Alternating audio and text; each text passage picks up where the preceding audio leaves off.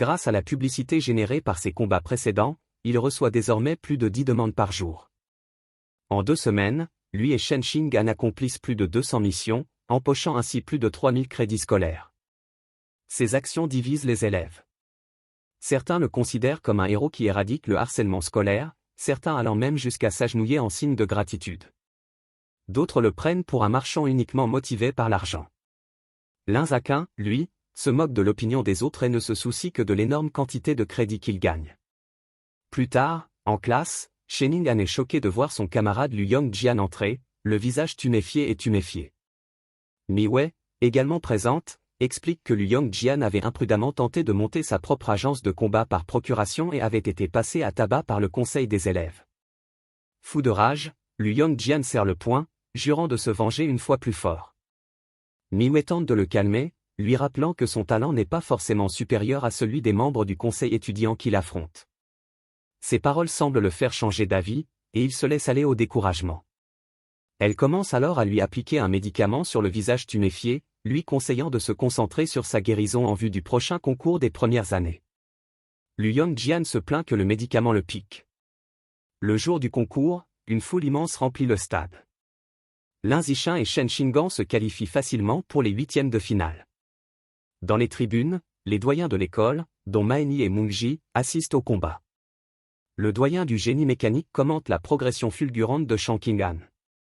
Maeni reconnaît que sa progression est presque incroyable, mais ajoute que c'est dommage car elle affronte maintenant sa fille, Mi Wei, et qu'elle n'atteindra probablement pas les demi-finales.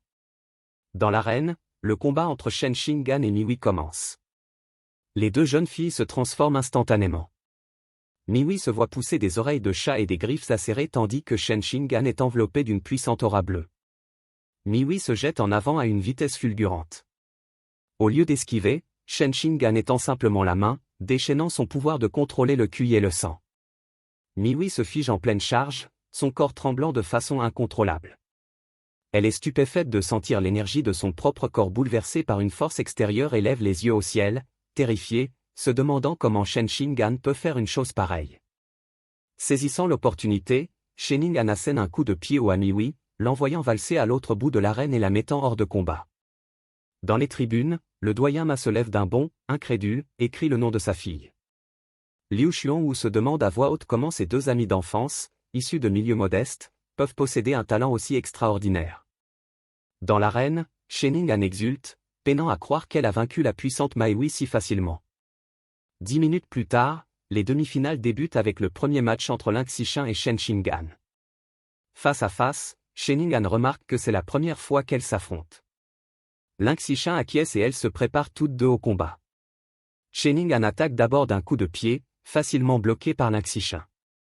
Ce faisant, il critique son geste, expliquant qu'elle aurait dû utiliser un coup de poing. Elle lance alors un coup de poing qu'il esquive, tout en remarquant que sa position la rend vulnérable à une contre-attaque.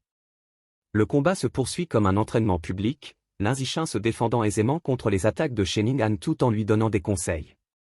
Les spectateurs expriment leur envie de voir Shang Qing'an avoir un petit ami qui s'entraîne ainsi avec elle.